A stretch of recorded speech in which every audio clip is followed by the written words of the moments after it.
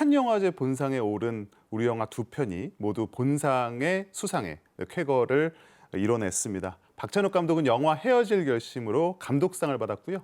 영화 브로커의 송강호 배우는 처음으로 남우주연상까지 받았습니다. 칸 영화제 곳곳에서 사실은 관객들도 그렇고 그 안에 있는 평단들이나 기자들로부터 한국 영화에 대한 높은 관심까지 느낄 수 있었는데요. 세계가 주목하는 우리 K 콘텐츠의 영향력에 대해서 또 한번 살펴보겠습니다. 오늘 함께 이야기 나눠주실 두 분 모셨습니다. 늘 함께 하시는 강유정 강남대 교수 함께했습니다. 네, 안녕하세요. 네. 그리고 이지영 한국외대 교수 모셨습니다. 안녕하세요. 네, 안녕하세요. 반갑습니다. 이 조합으로 말씀을 나누긴 또 처음인 것 같은데 네, 오늘 참 든든합니다. 네. 먼저 이 칸 영화제 소식 좀 지나기는 했습니다만 또 우리 대중문화계에서 중요한 소식이기 때문에 짚지 않을 수 없을 것 같아요. 가디언지가 그렇게 말을 했다 그래요. 한국 영화가 칸을 휩쓸었다. 사실 한국 영화의 강세가 이렇게 이어진 게 어제 오늘 일도 아니고 사실은 칸 영화제에서 우리 영화가 수상을 했던 역사가 없는 것도 아닌데 이번에는 좀 뭐랄까요? 좀 다르게 보였나 봐요. 외신들 입장에서도 아무래도 감독상과 남우주연상을 함께 수상한 것이 좀 더 상징적으로 비쳤기 때문이 아닌가 싶은데 오늘 두 분 모신 김에 각자 일감이랄까요? 어떻게 이 결과를 보면서 어떤 생각을 하셨는지 먼저 우리 강지영 선생님께서 한번 말씀해 주실까요? 올해 칸 같은 경우는 말 그대로 축제였는데요. 첫 번째는 물리적으로 이제 코로나19가 네. 그동안 이제 20년, 21년 영화제 열리긴 했습니다만 21년에는 경쟁 부분이 아예 없기도 했고요. 그렇죠. 그러니까 20년에는 경쟁 부분이 있었지만 굉장히 이 팬데믹의 위험 안에서 좀 축소돼서 진행이 됐거든요.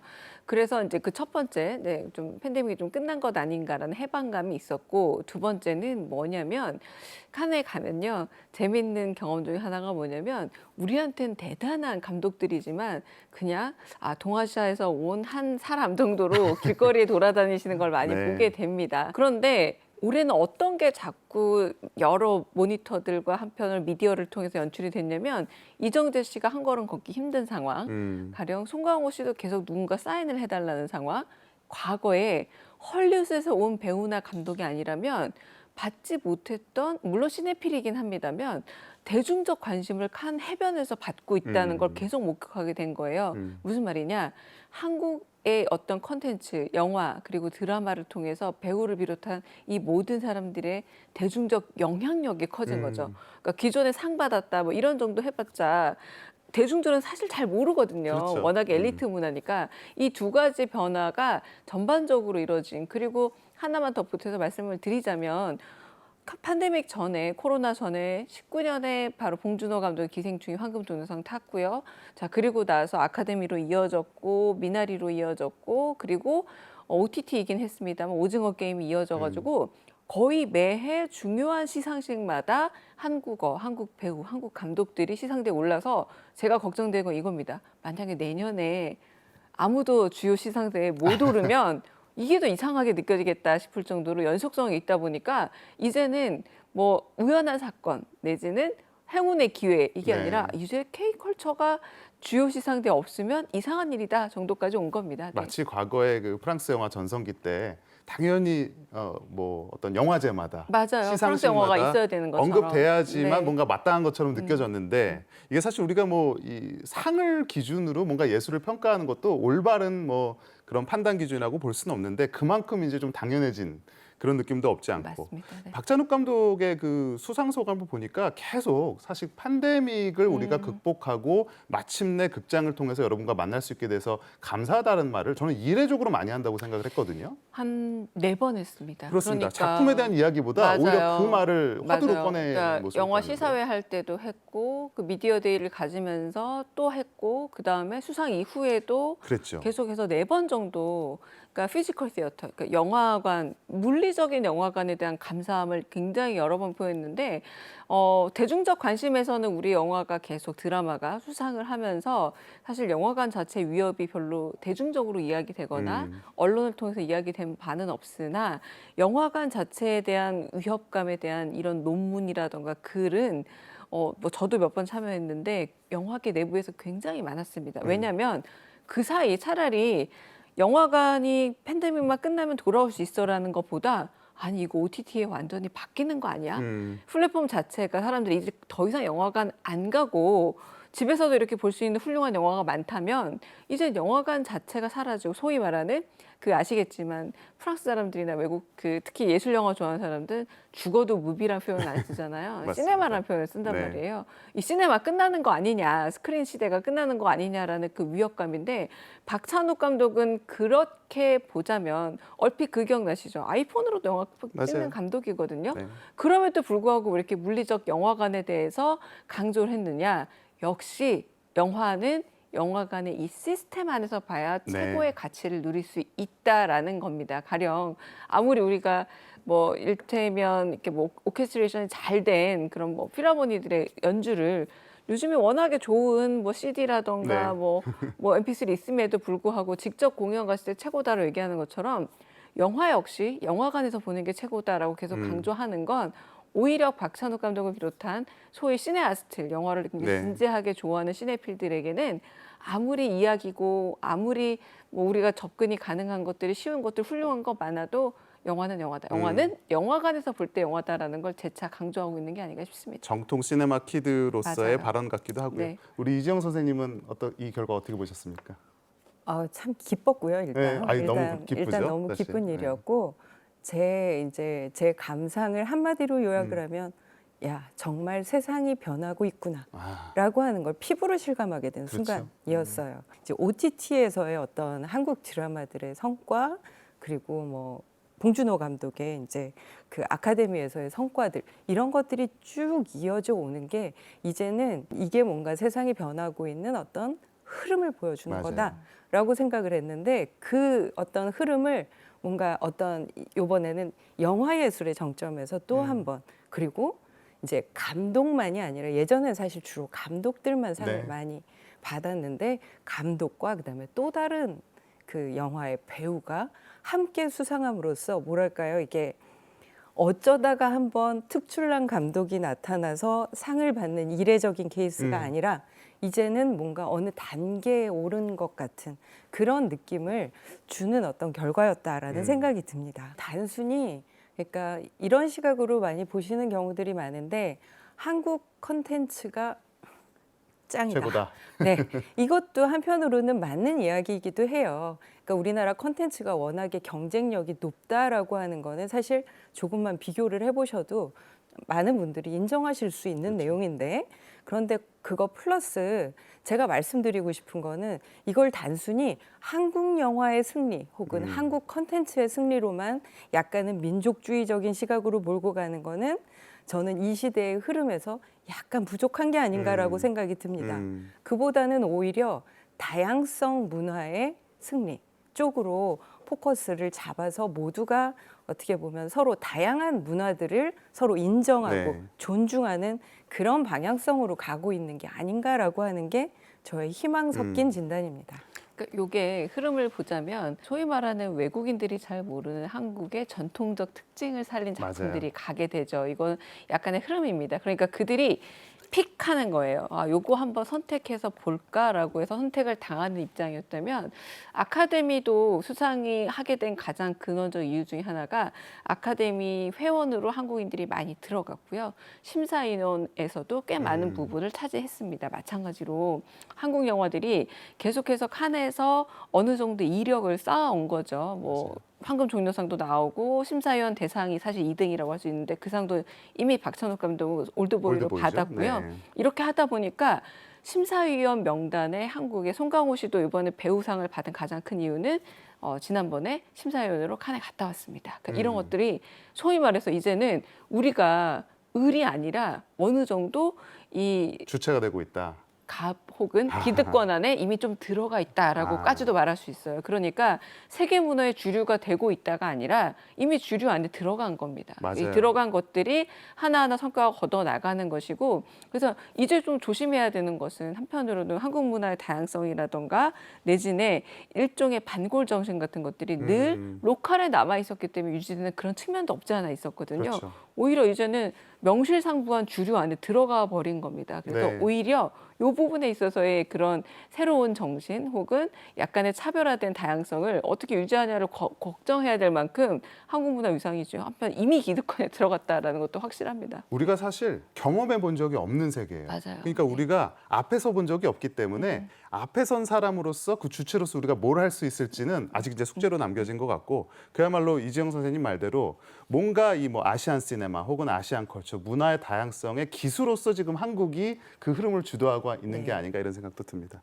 근데 헤어지기 열심히 또 최고 평점을 기록했던 작품이기도 해요. 사실 많은 분들이 뭐 아시는 분들도 계시고 모르시는 분들도 있지만 이 평점 자체가 황금종려상을 뭐 개런티하는 보장하는 거는 물론 아니죠. 그게 이렇게 우리 부산영화제 가보신 분들한테 좀 설명을 드리면 이제 시네21이 데일리로 나오잖아요. 네. 그래서 이제 영화관 가면은 하나씩 집어서 보게 되는데 칸에 가도 그런 게 좀 쌓여 있습니다. 그 중에서도 스크린 데일리라는 그 데일리 잡지가 전 세계의 그런 언론 매체들의 대표적인 비평가들 혹은 기자들의 평점을 실는데 늘 싫기 때문에 이게 상대적 비교, 절대적 비교가 되는 거예요. 이제 뭐 타임즈라든가 가디언이라든가 르몽드 이렇게 아주 신뢰감 있는 그런 언론들이 실리거든요. 네. 근데 그때 사실 최고 평점은 버닝이었어요. 3.8이었고 그때 무관이었죠. 아무 상을 수상을 맞아요. 못해서 의외였는데 이번에도 뭐 헤어질 결심이 압도적이었다고 합니다. 그런데 칸느가 생각보다 안배와 정치를 생각을 늘 합니다.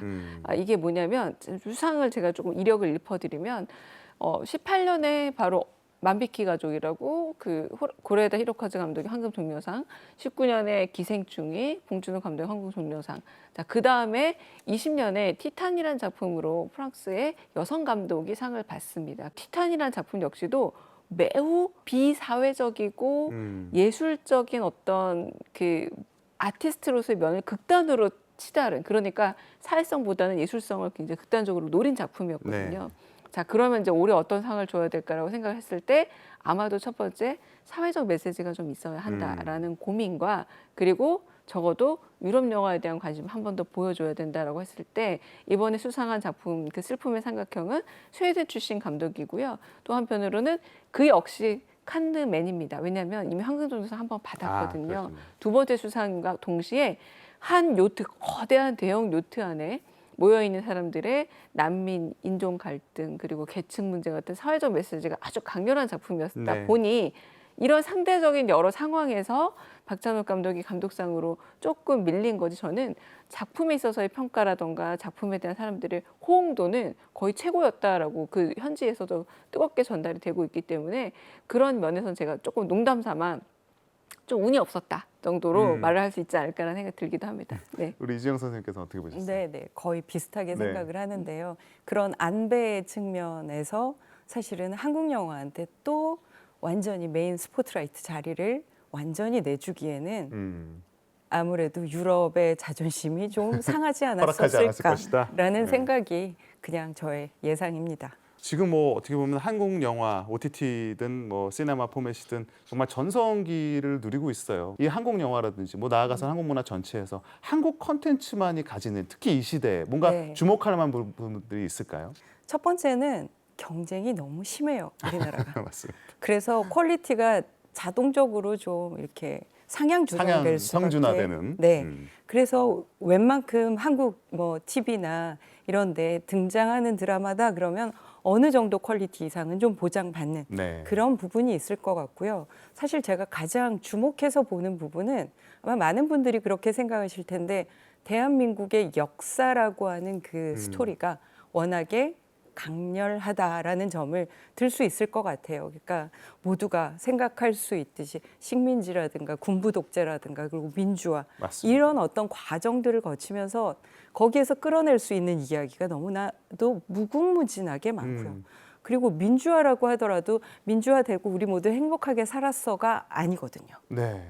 끊임없이 뒤집어지고 다시 올라서고 뒤집어지는 그 과정 속에 우리가 현재 여전히 살아가고 있기 때문에 그 에너지라고 하는 부분이 사실 한국의, 그러니까 제가 가끔 그런 식으로 표현하는데 이게 부정적이든 긍정적이든 두 개의 뉘앙스를 다 담고 정말 다이나믹해.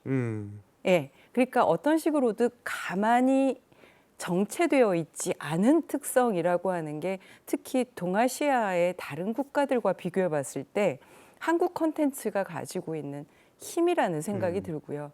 같은 맥락에서 그러면 그런 어떤 역동적인 게 어떻게 드러날까라는 측면을 본다면 비판적인 어떤 지점으로 드러나는 부분이 특징이 아닌가 싶습니다. 그러니까 예를 들면 BTS 같은 경우도 이 인기를 끌고 사람들에게 메시지로 와 이렇게 가 닿을 때 여러 측면이 있겠지만 그 중에서도 저는 중요한 한 부분이 사회 비판적인 맞습니다. 지점이라고 네. 생각을 했고, 그다음에 그 봉준호 감독의 영화 같은 경우는 사실 저분이 정말 사회학과 출신이구나라는 걸 느낄 수 있을 네. 만한 그런 어떤 비판 의식들로 가득 차 있거든요. 이게 또 우화적으로 잘 또 그려지고 그렇죠. 있죠. 그리고 오징어 게임, 뭐 그 뒤에 지옥, 기타 등등 이어지는 어떤 한국 컨텐츠들에서 공통적으로 이 한국 사회의 역동성과 비판성 같은 게 드러나는 지점이 정말 그 동아시아 영화들이나 아니면은 우리가 많이 보는 미국 컨텐츠들과 비교해서도 두드러지게 드러나는 지점이고 네. 많은 그 전 세계의 어떤 관객들이 봤을 때 우리와 같은 어떤 고통의 이야기 혹은 우리와 같은 어떤 비판의 지점들을 한국 영화가 가지고 있구나. 즉 한국 컨텐츠의 보편성이라고 하는 부분은 제가 봤을 때 한국의 어떤 로컬리티의 특수성이 보편성으로 승화된 부분이 아닐까 그런 생각을 해봅니다. 근데 선생님 근데 그런 특수성이라든지 우리 역사가 갖고 있는 독특한 어떤 이야기, 내러티브 같은 것들이 원래부터 우리가 갖고 있었던 것인데 이 시점에서 더욱더 주목받는 어떤 이유가 있을까요? 굉장히 세련된 우리 문화의 일종의 전통 경제력과 한편으로 굉장히 빠른 속도가 있기 때문이라고 생각하는데, 왜냐면요 지금 미얀마만 해도 그렇고 그리고 아프리카 수많은 역사들을 보면 그 역사의 복잡성이라는 거는 이해가 잘 안 될 정도로 복잡하고, 그런데 왜 한국을 그걸 컨텐츠로 만드느냐. 첫 번째는 어쨌든 경제력을 바탕으로 한 문화적인 SNS 비롯해서 소셜미디어 안에서의 파급력도 굉장히 높기 때문에 한국의 대중들과 한국의 그런 크리에이티브한 창작자들의 교우작용 속에서 만들어진 다이나믹함이 있다라는 거죠. 그래서 그런 부분에서 쉽게 그냥 환상으로 빠지지 않고 사회적인 어떤 메시지를 간직하고 있는 여러 이런 역동적인 힘들이 결국은 충분한 시스템 속에서 만들어졌기 때문에, 한국 영화 시스템이 네. 생각보다 또 굉장히 좋거든요. 그렇죠. 이제 그런 시스템 속에서 만들어졌기 때문에 복잡함을 넘어서서 이걸 컨텐츠로 만드는 과정까지 유지될 수 있는 게 아닌가 싶습니다. 세계가 지금 주목하고 있는 K 콘텐츠의 위상 그리고 그 영향력에 대해서 말씀을 나눠봤습니다. 오늘 이야기 함께 나눠주신 강유정 강남대 교수님 그리고 이지영 한국외대 교수님 오늘 정말 말씀 감사했습니다.